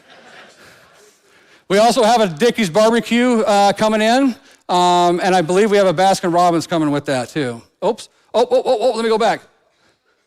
The biggest question we've also had is, what is that big building on the corner of Highway 16 and 44? It is not a research center. It's not a McDonald's center. It's not a refugee center. It's none of that. It is Greylock Custom Cabinetry. That is a homegrown Treasure Valley business that started out very small in Meridian that invested over $30 million in building this facility here in Star. They are slated to open up here in, I think November or December timeframe is when they're slated to open. The beauty of this facility, and Councilman Nielsen and myself have been working on this for a couple of years, right? The beauty of this facility is the ownership group, the family that owns it, because of the rising cost of material, their investors wanted them to back down on the looks of the building. and they refused. They would rather spend money because they said, this is the entryway of Star. We want it to be special. So you got to think, that's a small business, high dollar business, right? It's a local family business that's doing a great job for us out here. Custom cabinets. All of their equipment on the inside has been ordered out of Germany. It's been designed over a couple years. The cool thing with Maddie being with me from Germany, their crew's coming to help install it. And I'm going to have Maddie out there to meet some of these folks. Maybe he'll get a great job in the future over there, right? From Star, Idaho. That'd be kind of cool. But Greylock Custom Cabinetry is a great looking facility and a great place. So we also have, here's some of the things that are yet to be built that you see. The questions have come up about what is the clearing of the asphalt that they paved over there in front of Albertsons. Well, the couple buildings are going to be built like those two on the left. That is Albertsons Shop A and Albertsons Shops B. It's going to have some different TIs in there. They're following our architectural guidelines that we've established. Miss Jennifer and myself and Sean and Ryan are on a committee that review all these designs before they can start building, which is great. The drawing on the right, down here by Star Veterinarian, you see that property directly to the east that's got all that degrubbing that's happened where they pushed a lot of that stuff in the back and they tore down that facility. There's two of these facilities that are going to be built on the front side of that with a couple others on the back, and then some townhomes behind that. This is slated to be rooftop-style dining and whatnot from some local folks for restaurants, okay? We have, that's the Christian Brothers Automotive up the top, and then the Jersey Mike's is going, so Christian Brothers Automotive is going on, you know where the Stonecrest development is? On the south side of Highway 44 towards Canada. You see those two-story work-live units and some, that's gonna go right over in that area. The Jersey Mike's is going across the street from the Bi-Mart Napa Auto Parts and that empty lot that just got mowed. So there's a Jersey Mike's and a pizza joint that's going in there. Then we also have Junction Crossing. This is a recent approval. So this down here on the left, this is going across the street from Eagle Christian Church in front of those fourplexes. So this is basically a mini village style development that just got approved here in this last council meeting, okay? We're gonna have a beautiful facility out there that's gonna have various commercial, various eateries. There's some live units on top with commercial on the bottom. There's a band shell and a park out there that they wanna dedicate to the city on that. So some of this development is working with the city to try to provide amenities for the city, and it could be a really cool location out there. Wright Brothers is bringing their corporate headquarters to Star right next to this facility. They're actually already broken ground on that over there across the street from Eagle Christian Church, and they're very excited to be here in Star. A 3-story facility for them. Wright Brothers is they're a homegrown, long-time commercial building company, okay? They do great work. In fact, I think they did our skate park. Is that right, Tom? With Grindline and Wright Brothers? Yeah, yep. So bringing commercial to Star. We want all of our people here in Star. I've heard this comment. How come we don't bring local people or foster local businesses to build their facilities? We are. I would love for local folks to build facilities. I would love for you to come in meet with me, with Sean, with Ryan, and let's talk about locations and stuff on there, you know. And I want you to support our local businesses. So I'm gonna state this very clearly on the bottom. The only way for our small local business owners to be successful is to support them. Try to refrain from posting 1 or 2 bad experiences on social media. Most would love to hear from you directly so they can improve their business. Because when I hear on social media some folks that say you need to bring in businesses, and then very next I see them blasting a local business, that pisses me off, to be honest with you. I'm gonna be frank about that. That's the most frustrating thing in the world. Support them. There's gonna be mistakes, there's challenges today. There's employee challenges today. I know people get tired of that excuse, but it's the reality of the situation, right? Support them, offer them some advice. They're glad to listen to that advice on there. Okay, that's how we can foster it, because no one's gonna wanna build their business and invest their life savings in the Star if we try to destroy them on social media, okay? Now I'm off my soapbox, thank you. We have many additional eateries, building shelves, corporate headquarters, banks, retailers, and various professional offices that have acquired about our great city. I've got a great big facility that wants to come here. It's about a $150 million investment. It's it's a lot of activities for us. It's gonna be cool, but I can't tell you what that is if they come. All in all, we have close to 300,000 square feet of added commercial space that will be added to the Star in the next few years. And this will help reduce our residential tax burden here in the city of Star. Right? The commercial is important for us. We've been working hard to get that. We've been working hard to foster that environment to make them successful. All right, so let's talk about some of our volunteer committees. Is my Mayor's Youth Council still here? Did you guys go home, go to bed? All right, so you guys will stand up for me, please. So this is part of our Mayor's Youth Council. These are our future leaders in our communities, guys. These folks go to all sorts of different schools around the valley. Not everybody goes to Waihe High School. Not everybody goes to Eagle High. We have Renaissance High. We have Meridian Medical Arts. We have the Idaho Arts. We have all Renaissance, Middleton, right? We have all sorts of different high schools that these kids go to. They do a lot of time and effort volunteering and helping out at various events, raising money for the Mayor's Youth Scholarship. The Mayor's Youth Scholarship is an opportunity for any senior in the city of Star, regardless of if it's a homeschooler or whatever school you go to apply for up to $1,500 in scholarship funds to further your education, either via a trade, a beauty school, regular college, a community college, it doesn't matter. It could go to any one of those, okay? This last year, we had a record number of kids, scholarships that we awarded, 19, for almost $23,000. It's awesome. So if you guys know of kids in Star that are graduating, in March that thing opens up to apply for the scholarship. Our Star Lions Club does a great job. They do the interviews. We make this totally impartial.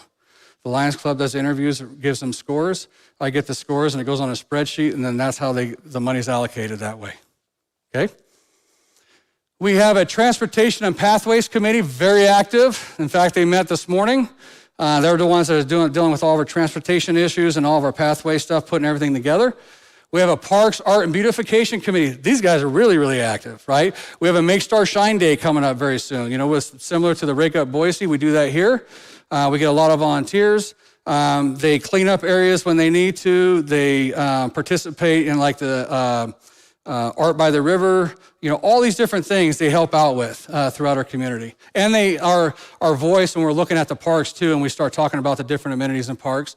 And then we have the Activities Committee. Those are the folks that put together a hometown celebration, right? I think it's the greatest celebration around is our hometown celebration, okay? And then we have the Historical Committee that we have been working to get a lot. The Star's history is going away. We got some of the older generation that is passing on, but we're trying to collect and retain some of the history and memories of Star and trying to put that together, okay, and for some sort of future museum. And I'm hoping that we can retain that because the history of Star is important for all of us. We just don't move here, but we want to maintain what Star is all about. On the activity side, I'm supposed to tell you a couple things. It just dawned on me. Sorry, Dana. We do have some new events, or not new events, some more events this year. We have the Trunk or Treat coming up on August 29th. I'm going backwards. October 29th. We do have on Veterans Day, we have a potato feed right here, but we're honoring the Vietnam veterans at this, okay? We are one of only 3 cities in Idaho that is part of the 50-year commemoration of the Vietnam veterans in the war. We're gonna hand out lapel pins to all of our veterans from the Vietnam War era, okay? Come here and support them, guys, right? That's what STAR's about. We support our military, we support our police, we support our fire, you know, and we support each other, and that's what we just need to maintain and do, right? So that's important. We also have on December 3rd, we have the Christmas lighting ceremony down at the River House. And on December 31st, we're gonna have a New Year celebration. We actually have a 12-foot star, Dana? 12 feet? How big is a star? 12 feet. Oh yeah, because you're lifting it. So we have a 12-foot star. So we have, downtown Boise have this great spud thing. We're going to have this great big star thing going on here. And we're going to have some fireworks and stuff like that so we can do a homegrown New Year's celebration. The Christmas lighting, I do have some citizens that came and talked to me about their trees that they want to get rid of at their house as well. We tried to do one at Jennifer's, but we had an electrical issue, so we couldn't save the tree because a big power line underneath it. But if you have trees that you want us to take and go plant, we're more than willing to look at that because some of them have overgrown. But we have an 18-foot tall, because the biggest comment we had last year, you don't really have a real Christmas tree out here. We have an 18-foot tall lit tree coming that we can add 4 feet every year. I'd like to see it get as tall as our flagpole someday, right? We also have some wonderful service organizations. Star Outreach, guys. Growth creates more need. Our Star Outreach and the many volunteers, these guys are all volunteers, spend countless hours out there collecting food, prepping boxes, doing coat drives, doing Christmas drives, doing all this different stuff to help support all the residents in the Star, Middleton, part of Eagle, and part of Emmett area. They hand out food twice a week, Tuesdays and Thursdays. I think Thursday's a heavier day than Tuesdays, I think, is how that works. But do we got any Star Outreach folks in here? If you guys would stand up, because I just want to recognize you guys, because you guys do so much for our community, right, and helping these folks out. So she's representing them all. She doesn't do it all by herself. There's quite a few of them that do that. But they serve about 15,000 meals out of that little building in front of City Hall. That's an incredible number of meals, right? And this is where I'm gonna put myself in a shooting squad position here a little bit. But there was times that I would look and I'm like, what in the world is that person doing in the food line because they're in this Lexus? That doesn't matter. Doesn't matter, because people always run into a situation when there's insecurities going on and they need help. So if you ever get that mental thought, throw it out of your mind, because I have. It makes me want to be more supportive of anybody and everybody that needs help that's out there, right? Very important.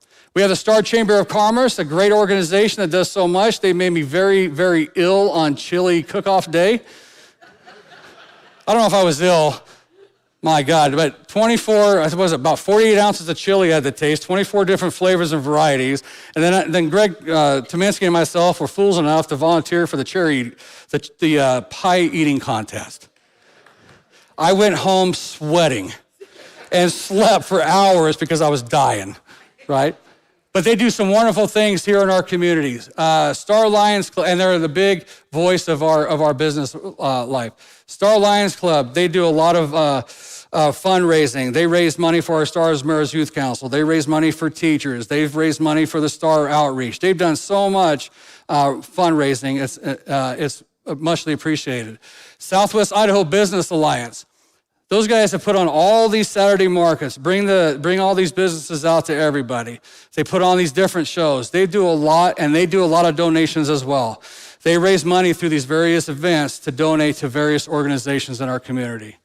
And then we have the American Legion Post 39. We have any more here from Legion Post 39, just you right now? Is it called the Mid-Star one yet? Did I get official? Huh? Did the Mid-Star name get officially changed? Or? It's going up the post right now. Perfect. Middleton Star Post 39. So anybody that wants to join the American Legion, they are usually the folks that do a lot of our flag ceremonies. They'll walk in the parades and all that kind of stuff. So. We are also now, because of the fire department, allowing. Correct. That's the other thing. Our fire department, they lost their office in Middleton.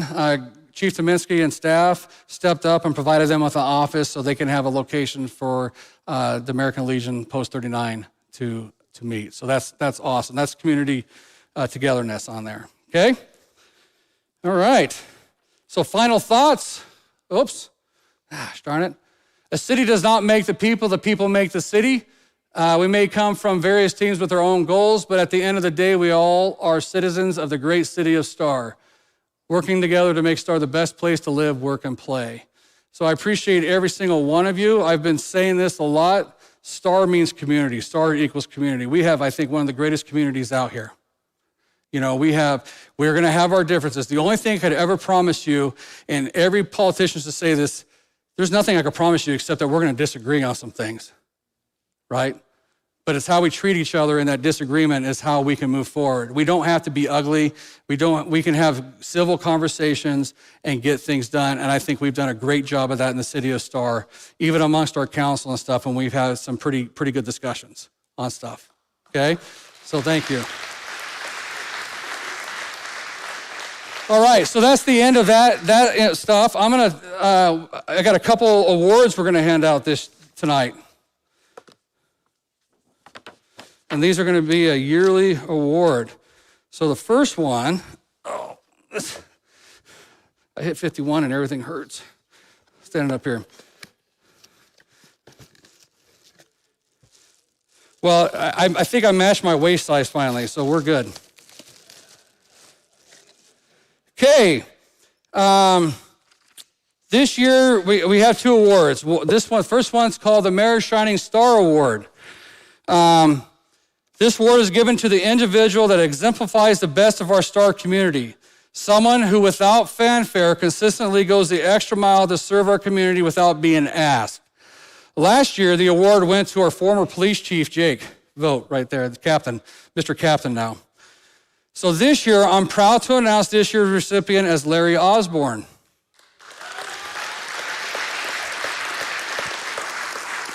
So you got to come up here, Larry.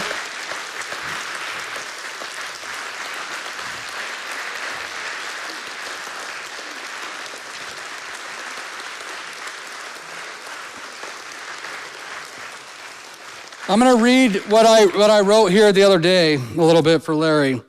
Larry is a very important person for me personally and spiritually. I want to personally thank you for all your spiritual guidance over the past 7 years of knowing you. You have always called or sent me a message asking if you could pray for me and or the city. Even today, he sent me a message praying for what's happening tonight, which is fantastic. Just out of the blue, I get that, and it makes me feel good, right? This show of love for the spiritual health of the people of the city of Star shows you care deeply about the mental health of all citizens. You're always willing to step up and help in any endeavor asked of you. Fire department chaplain, chamber president, activities committee, and providing invocations at city events and meetings are just few of the ways you have served your community. Having you serve as chaplain to our fire department and being there to help in their spiritual and mental health was very important. Our women and men in red deal with some of the most shocking events most people in our city will never see.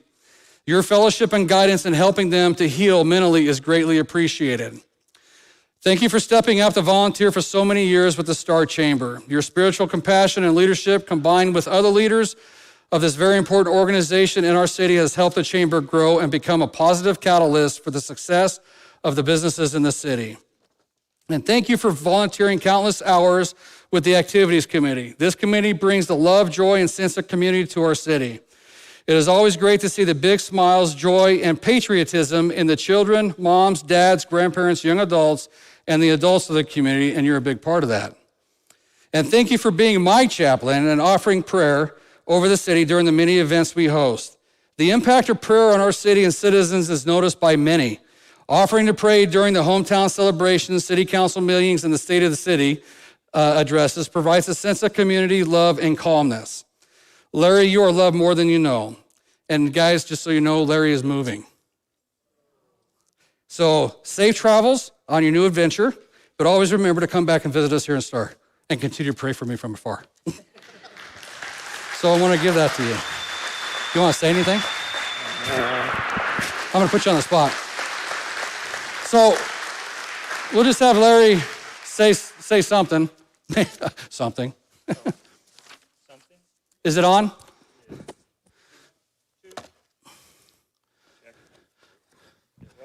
There it is. Wow, what to say? Thank you. I'm humbled. He's a loss for words right now, which is great to see. The chamber did a thing Thursday, and Jennifer read the letter. Yeah. That was surprising as well. I mean, it was humbling to hear all the things. To me, it's just being a part of the community. I mean, that's what we do. The main part for me is as a pastor, as a Christian, is just letting God shine through me. And I'm thankful for something Jennifer said the other day, because it was reminded me again today. She read a passage from 1 Corinthians 13 talking about love. And she said, one of the things that whenever I think of what should I do, I think of what would Larry do. And thank you, but it's more like what would Jesus do? You know, remember the WWJD years ago, but somebody else said that to me today as well. And so hopefully I've been able to let Jesus shine through my life and to let people in the community see that. That's what it's all about. But thank you very much. I appreciate it. Thank you, sir. Appreciate you.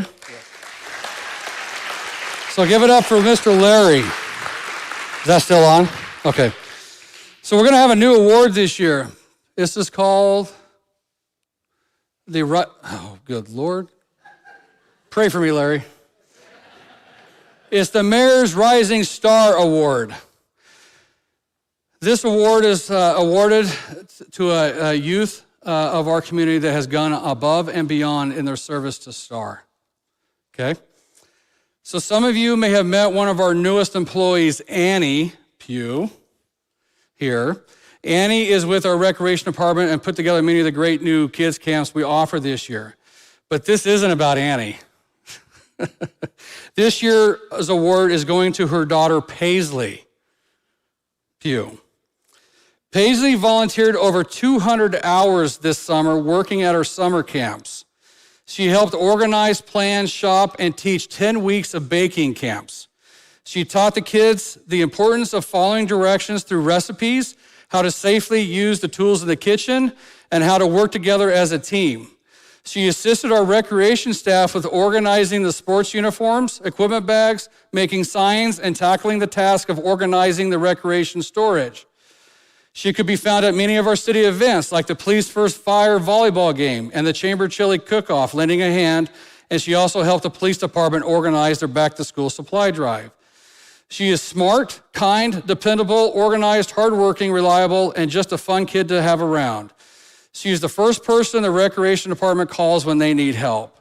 She is also responsible for adding about 5 pounds to every staff member at City Hall with bringing leftover treats from her baking camps. So thank you, Ms. Paisley, for all you've done to support your community, and we can't wait for next year's baking camp. So I have this little award. If you want to come up here, you get to stand in front of everybody.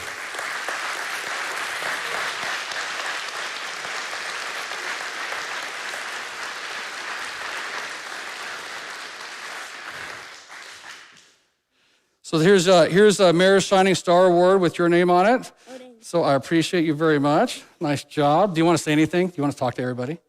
Yes, you do.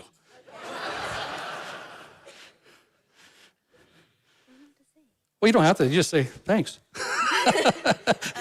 I don't know why you don't know what to say, because your mom says a lot. Yeah, that's true. I don't know. You looking forward to next year? Yes. Yes? Oh, yeah. What grade are you in? I'm in 8th. You're in 8th grade? Yeah. So you'll be 8th grade at Star Middle? Yeah. Okay. What else do you do? I'm an all-star cheerleader. She's a cheerleader. Fantastic. What else do you do?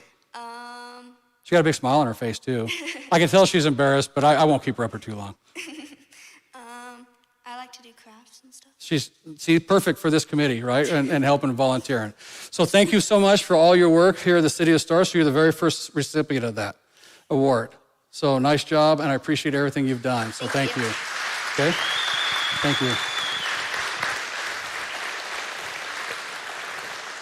All right. Oh, questions and answer session. Oh, my goodness.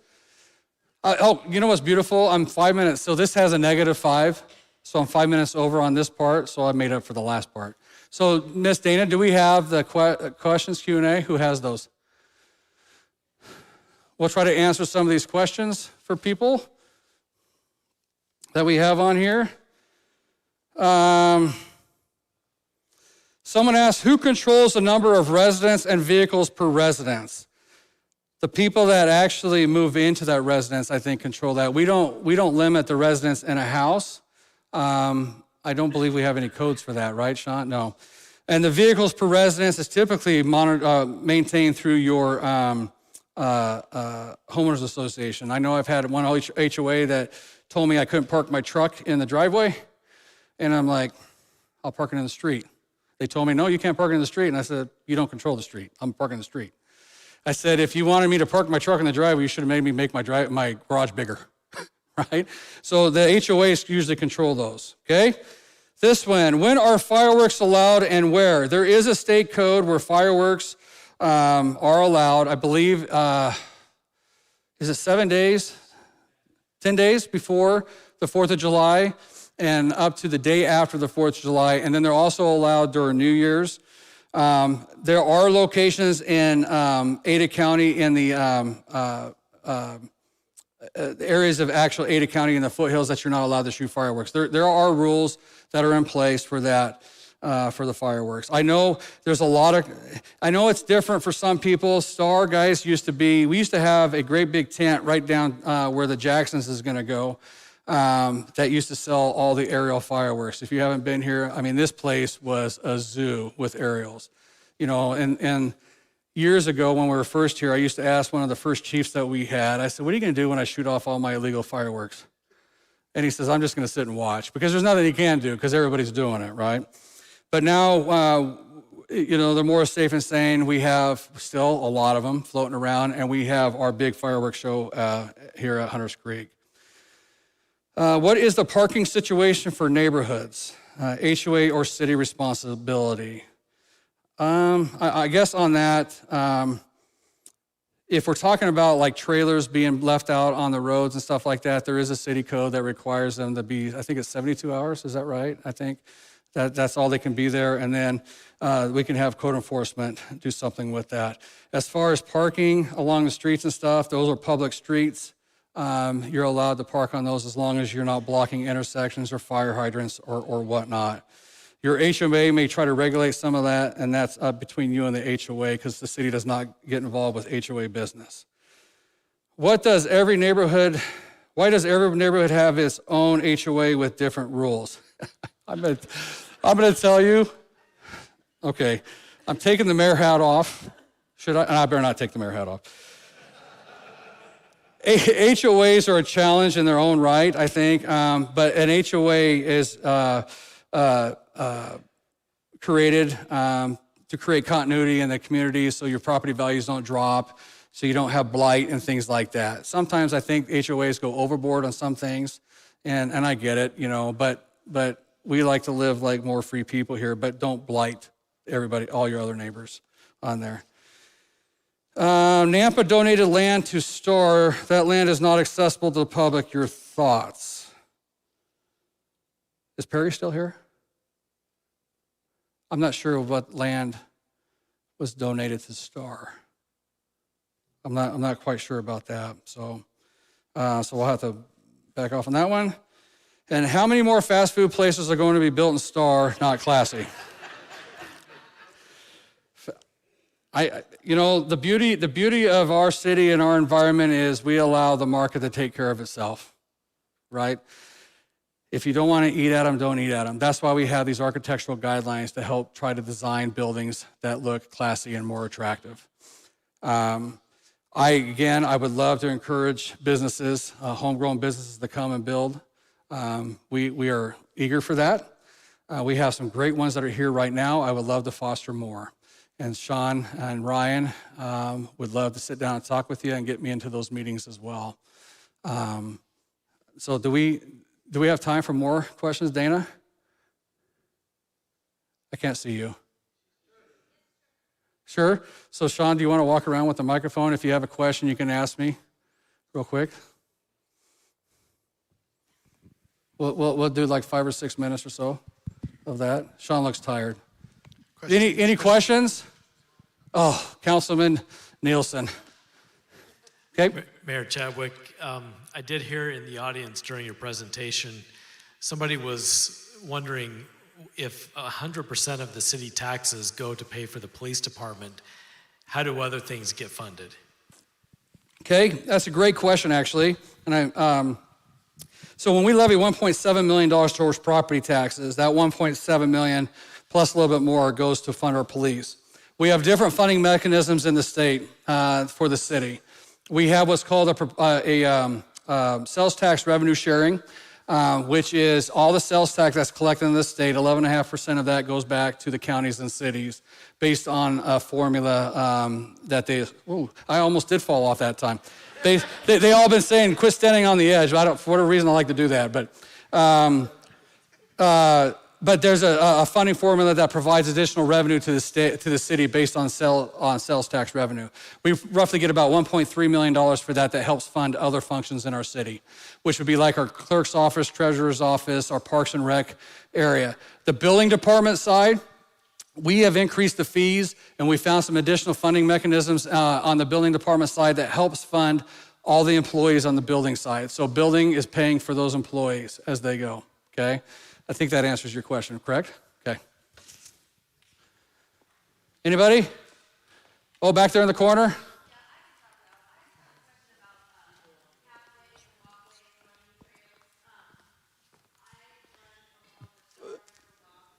Okay.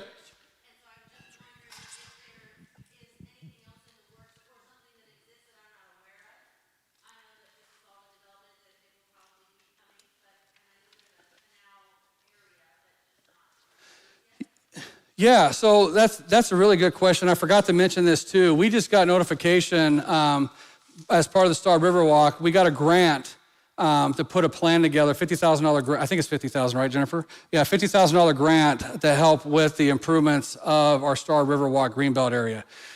With ITD's improvements of Highway 44 between Star Road and Highway 16, part of that project is to connect Star's Greenbelt system to the main Greenbelt system. And it'll connect down at that Stillwater development where the Dutch Brothers is an Eagle. So they're gonna run that pathway all the way there. Then the development on the east side of Highway 16, the Moon Valley subdivision, is required to put a pathway from that back to our path. And so we'll have a connectivity that way that you could actually eventually get all the way to Lucky Peak if you wanted to with that. We are working on our master pathways plan. We are working with the canal companies to identify exactly which canals or drainage ditches they're gonna allow us to put public access. The problem they have is they don't wanna have the responsibility of folks injuring themselves in those areas. Or there's some areas that are pretty dangerous with some culverts and stuff like that, right? We're also working on, with those paths, what kind of material are we gonna put down to make it more accessible by all? Is it gonna be a crushed granite style material? I think Jennifer found some material that Eagle's using that we're gonna review on that. Or are we gonna be able to put some concrete or asphalt pathways in there? The canal companies don't want concrete because concrete breaks if they have to, because their primary focus is to deliver water. And when they go clean out a canal, they go and they drop the slop wherever it goes. They drive their tractors, they set their feet, and the concrete breaks. If we're gonna get something like that, it's probably gonna be an asphalt style because asphalt is more healable than concrete. Did that answer your question? Okay, thank you. Where, right there? Yeah. We live in unincorporated Ada County, right outside the city of Star. So our back pasture fence is the Star City line. Everything that happens in Star impacts us. We have a Star address. Yep. But we are not able to vote on Star City Council members or policies or anything like that, though my husband does attend almost all of the city council meetings. My question is, would the Star City Council consider adding a council member to represent those people who live outside the city of Star, but who are impacted by all of the policies that come up for Star? Sure. Would that be a consideration to add a council member? So I'm gonna answer that question that we're not allowed to. State statute dictates how our city council government is set up. State statute says that we either have a 4 or 6 member council and they must live and reside within the city limits of the city.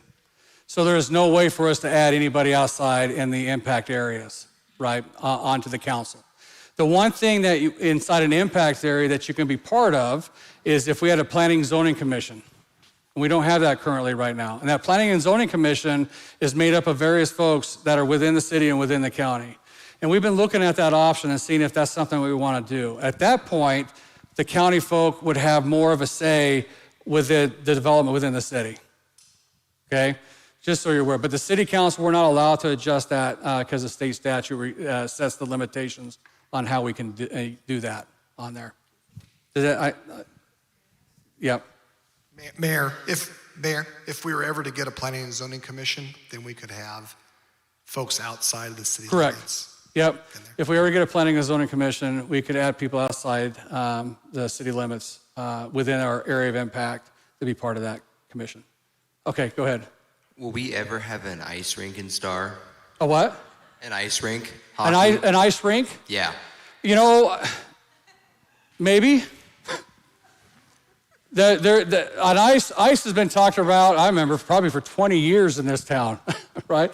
But we got to have an entity that's willing to spend the money for that. We have looked at an option of in the winter putting some sort of outdoor skating ribbon down by the river house, but that's going to be a little bit because we have to vet that out and see how that's going to work. Because our climate, frankly, right now doesn't allow it to be very successful without a lot of money being spent because it's warm, right?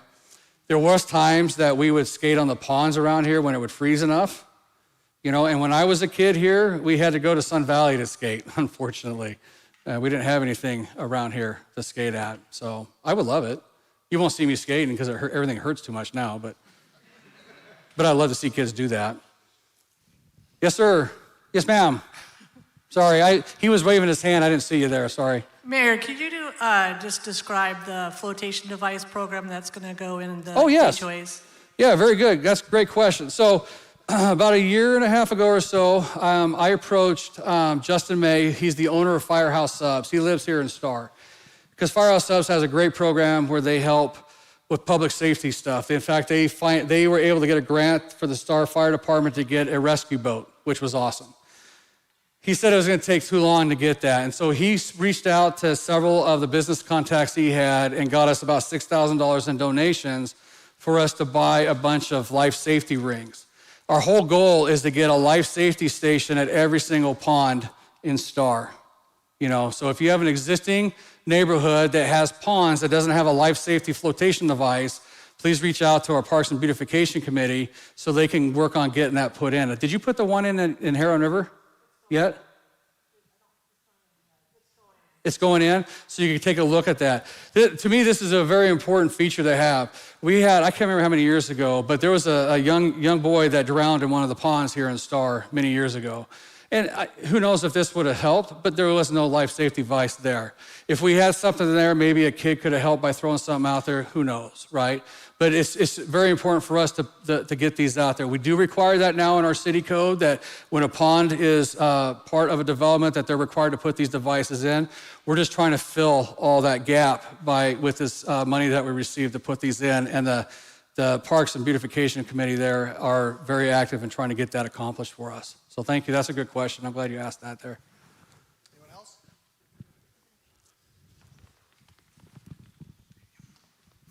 I just wanted to follow up on that one question about outside the city limits making comment. I've sat in on council meetings and met with the mayor. I'm not a Star resident, but they've always been open to discussion, comments, and appreciate that. Appreciate that. Thank you.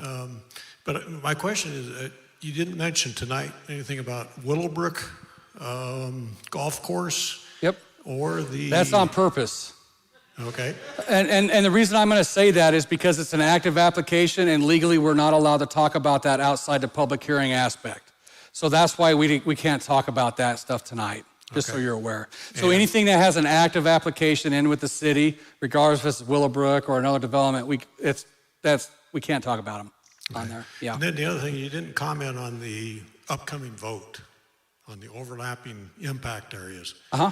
Have you got any comment on that that's coming up in November? So if you guys are aware, the city of Middleton is suing the city of Star because they feel that we're not allowed by statute to annex into their areas of impact. However, that is we firmly believe the exact opposite, and many in the state feel the same way as we do. There is a lot of interesting stuff happening behind the scenes with that lawsuit in there, which they actually proposed an area of impact to us, and we proposed an alternate area of impact to them, and we're waiting to hear back. The election process is a flawed process that we have in the state for this. It's the first time I think that this is being used. I am actually, because of all this that's going on, I have been working with the state legislature. I'm on a committee to fix our area of impact and comprehensive plan statutes in the state of Idaho to make them so that we understand and delineate between cities and areas of impact. The area of impact issue that between City of Star and City of Middleton is not unique. It's happening in northern Idaho around the Coeur d'Alene area, and it's happening in the Pocatello area, and it's happening in the Sun Valley area. It's a problem all around. And the problem really resided because we grew so fast, right? Because since 2020, we've had such an influx of folks in here that growth pressures has created these challenges that have never been seen before. And that's why we're trying to fix this. Myself and Mayor Rule are on this same committee. So we're working through this along with other other state legislatures, some in the Realty Association, some in the Builders Association, the Association of Idaho Cities, and the Association of Counties. We feel that there will be legislation that will be coming out and forthcoming here in this next legislative session with support from all sides that will get this situation fixed and correct. So honestly, it's a waste of money because I've always a proponent of landowner rights. A landowner has a right to profit off their property, plain and simple, right? If it was my land, I want to be able to decide what I do with it. An arbitrary line designed from a city should not dictate and have that city dictate. This is where you get really underrepresented. An arbitrary line telling me that I can't do anything with my property is wrong, in my opinion. So I'm a private property rights guy, big time. So just to answer your question on that, that's where we're at with that. The election, we've sent a request to remove the election that's premature. The whole system hasn't been followed by statute, so we'll see what happens with that on there. So, okay?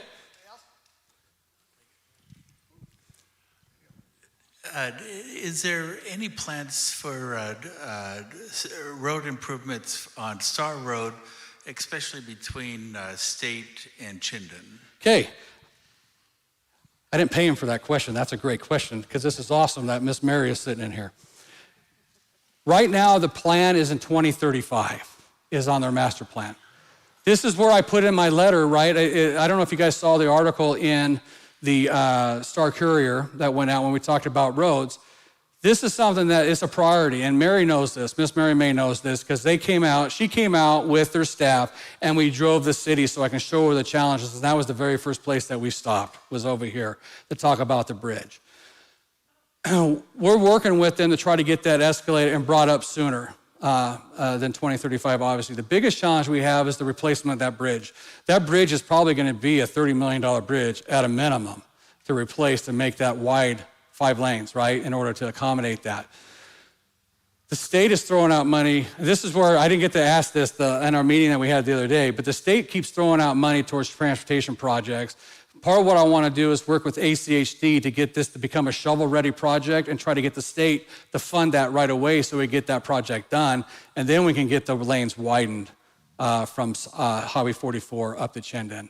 You know, so it is a big priority for us as a city because that is our only arterial route, north and south side, right? Highway 16 truly doesn't count for that. Star Road does. Alternate to that, the only other bridge crossing from Star going west is the one in Middleton. Both Mayor Rule and myself with CHD4 have asked them to turn Kingsbury into another bridge crossing over there, which is the halfway mark between the cities, and CHD4 has it on their master plan too. So I just wanted to expand on that a little bit for you. But that is a priority project for us to try to get done out there. Yep. Anybody else? I like to get in the weeds of stuff. My council knows this, my staff knows this, so. All right, if that's it, man, this is actually a lot shorter than I thought we were gonna have. I appreciate every one of you guys out here for coming tonight. This is being recorded. It's gonna be available on our website if you wanna watch it. The PowerPoint presentation will be up soon too on the website. I'm not sure when Miss Dana will get it posted. So I'll be around here if you wanna ask some questions or whatnot, but thank you guys for coming out tonight on this, so.